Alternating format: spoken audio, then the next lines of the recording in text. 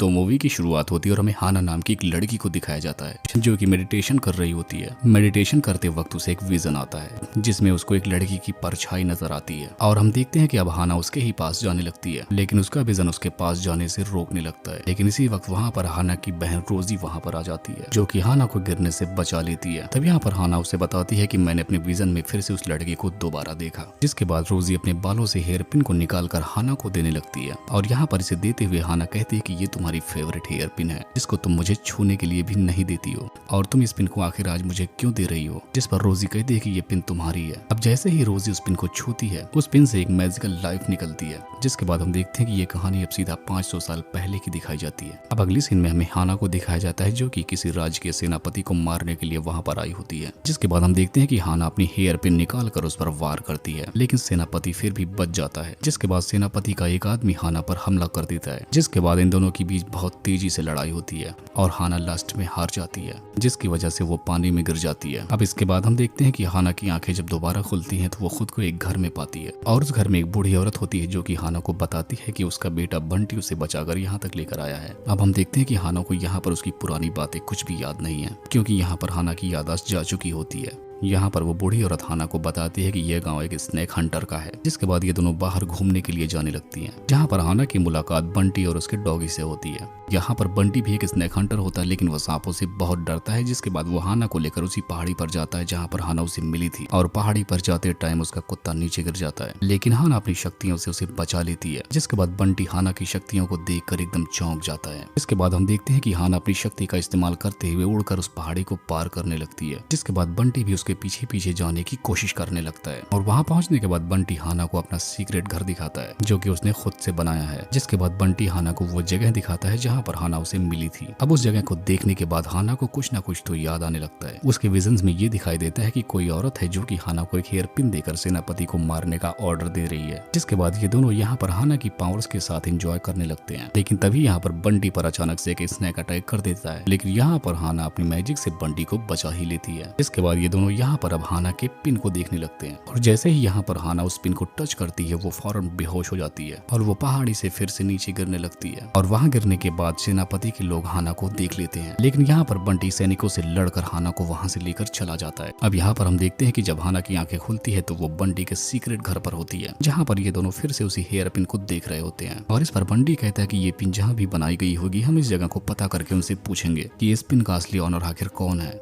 जिसके बाद ये दोनों सुबह ही एक दुकान पर जाने का डिसाइड करते हैं और दूसरी तरफ सेनापति के आदमी भी गांव में एंट्री कर चुके होते हैं और यहाँ पर वो गांव वालों को डराकर हाना के बारे में पूछ रहे होते हैं, जिसकी वजह से गांव वाले डरकर हाना और बंटी के बारे में सब कुछ बता देते हैं। अब दूसरी तरफ हम उस स्नेक को देखते हैं जिससे हाना ने बंटी को बचाया था। वो अपने क्वीन के पास आया होता है और वहाँ पर वो शिकायत कर रहा होता है। यहाँ पर वो अपने क्वीन से बताता है कि हाना के स्नेक हंटर से मिल गई है, जिस पर वो क्वीन हाना को पकड़ने के लिए रोजी को भेज देती है और इसके साथ साथ वो रोजी पर एक मैजिक भी कर देती है जिससे कि अगर रोजी हाना को वापस लेकर 3 दिनों में नहीं आएगी तो उसकी मौत हो जाएगी। अब यहाँ पर दूसरी तरफ सेनापति को हाना के बारे में पता चलते ही सेनापति अपने काले जादू की मदद से उसके पीछे एक जासूस भेज देता है। अब हम देखते हैं कि सुबह का इंतजार करते हुए हाना और बंटी दोनों मार्केट की तरफ निकल पड़ते हैं, लेकिन रास्ते में उन दोनों के ऊपर एक डीमन अटैक कर देता है जिस पर हाना उस डीमन से बहुत बुरी तरीके से लड़ती है और आखिरकार उस डीमन को हरा ही देती है। लेकिन यहाँ पर हाना अपनी शक्तियों का बहुत ही ज्यादा इस्तेमाल कर देती है जिसकी वजह से वो बेहोश हो जाती है। अब इसके बाद हम देखते हैं कि हाना को जब होश आता है तो वो दोनों उसी दुकान पर जाते हैं जहाँ पर दुकान के अंदर दुकान की ऑनर मिलती है जो कि हाना को बताती है कि ये तुम्हारा हेयर पिन एक तरह का हथियार है जो कि हाना का भी नहीं है और ये किसी और ही लड़की का है। यहाँ पर वो लड़की बताती है कि ये इस तरह का हथियार है जो कि किसी भी शक्ति को अपने अंदर ऑब्जर्व कर सकता है। इसके बाद ये दोनों यहाँ से वापस निकल आते हैं। अब जब हाना और बंटी जा रहे होते तो रास्ते में इन्हें रोजी मिल जाती है। अब यहाँ पर रोजी बंटी को स्नेक हंटर समझकर उस पर अटैक करने लगती है, लेकिन यहाँ पर हाना उसे रोक देती है ऐसा करने से